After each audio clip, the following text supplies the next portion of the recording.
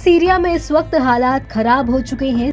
Syria में पिछले 24 साल से सत्ता पर काबिज बशर अल असद ने अपने देश को छोड़ दिया है और उन्होंने रूस में जाकर पनाह ली है। बशर असद का सीरिया छोड़ना उस देश के लिए बड़ा झटका है। दरअसल असद परिवार पिछले 53 सालों से सीरिया की कमान संभाल रहा था। बशर असद से पहले उनके पिता हाफिज अल असद ने 29 साल तक यहाँ राज किया। अब सीरिया की सत्ता पर विद्रोहियों का कब्जा हो चुका है। विद्रोही गुट हयात तहरीर अल शाम यानी कि HTS ने 27 नवंबर को असद के खिलाफ जंग छेड़ दी। मात्र 11 दिन में ही राष्ट्रपति असद को अपनी सत्ता गंवानी पड़ गई। हालांकि बशर सरकार से सीरिया के लोग कुछ खास खुश नहीं थे। 2011 से ही ये देश गृह युद्ध से जूझ रहा है। सीरिया में संघर्ष 2011 से शुरू हुआ। कई लोग बेरोजगारी के उच्च स्तर, व्यापक भ्रष्टाचार और राजनीतिक स्वतंत्रता की कमी से नाखुश थे। ट्यूनीशिया और मिस्र में अरब स्प्रिंग विद्रोह से प्रेरित होकर मार्च में शांतिपूर्ण विरोध प्रदर्शन शुरू हुए। बशर अल असद सरकार और विद्रोही गुटों के बीच जारी संघर्ष में अब तक 5 लाख से ज्यादा लोगों के मारे जाने का दावा है।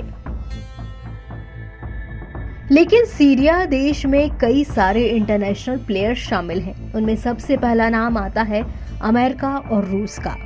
और रूस ने अपने इंटरेस्ट का इशारा 2018 के हमले के जरिए दिया था, जब 7 फरवरी 2018 की रात को करीब 10 बज रहे थे। तब सीरिया के खशम के पास कुछ हलचल हुई। सीरियाई सेना और रूस की प्राइवेट सेना वैगनर ग्रुप ने मिलकर सीरिया में ही अमेरिका समर्थित सीरियन डेमोक्रेटिक फ्रंट यानी कि SDF हेडक्वार्टर पर अचानक हमला कर दिया। ये सीरिया का विपक्ष है जिसे अमेरिका सपोर्ट करता है। मतलब कि सीरिया की सरकार को रूस और ईरान का समर्थन हासिल है, तो वहां के विपक्ष को अमेरिका की शह मिली हुई है। वहां की करीब 25 साल पुरानी बशर अल असद सरकार का पतन हो चुका है। हालांकि कोई भी इस पतन में अपनी जिम्मेदारी नहीं मानता, मगर हकीकत कुछ और ही है। आपको सब कुछ बताते हैं। सीरिया में जो बशर सरकार है उसे रूस और ईरान का सपोर्ट है, ये हम आपको बता चुके हैं। और विपक्ष सीरिया डेमोक्रेटिक फ्रंट को अमेरिका की शह मिली हुई है। वहीं विद्रोही गुट हयात तहरीर अल शाम को तुर्की का समर्थन हासिल है। सीरिया के खशम की लड़ाई को कोनोको फील्ड्स की लड़ाई के तौर पर भी जाना जाता है। सीरियाई गृह युद्ध की एक सैन्य लड़ाई थी जो 7 फरवरी 2018 को सीरिया के डेयर एज जोर गवर्नेट में खशम और अल तबीये शहरों के पास लड़ी गई। जब हमले में रूसी वैगनर ग्रुप के भाड़े के सैनिकों के हताहत होने की खबरें सामने आई, तो मीडिया ने इस घटना को शीत युद्ध के बाद से रूस और अमेरिका के नागरिकों के बीच पहली घातक झड़प करार दिया। इसी के बाद दोनों देशों के बीच एक और युद्ध की आशंका के बादल मंडरा रहे थे। बशर को सत्ता से उखाड़ना HTS यानी कि इस विद्रोही गुट की सफलता को रूस और ईरान के युद्धों की उलझे होने से भी देखा जा रहा है। दरअसल ईरान जहां एक और इजराइल से लड़ाई में उलझा हुआ है, तो वहीं रूस भी यूक्रेन के साथ लंबे समय से युद्ध में शामिल है। ऐसे में सीरिया के हालातों पर उसका ध्यान ज्यादा नहीं है।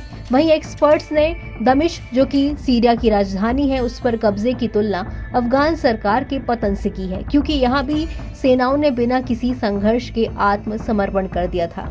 अब सीरिया में असद परिवार के 5 दशक के शासन का अंत इस इलाके में शक्ति संतुलन के नए रास्ते तलाश रहा है। अब ये जानते हैं कि अमेरिका और रूस का इस इलाके में क्या हित है। दरअसल सीरिया में रूस और अमेरिका के आर्थिक हित हैं, जिसमें हथियारों की बिक्री शामिल है। यही वजह है कि रूसी सरकार जहां अब तक असद सरकार को समर्थन देती आई थी, वहीं अमेरिका SDF के जरिए असद को खाड़ फेंकने में लगा हुआ था। वो इस इलाके के तेल क्षेत्र और सीरिया के भू राजनीतिक स्थिति का फायदा उठाने की फिराक में है। दरअसल सीरिया की सीमाएं तुर्की, इराक, जॉर्डन, इजराइल और लेबनान से लगी हुई हैं। NBT ऑनलाइन की रिपोर्ट।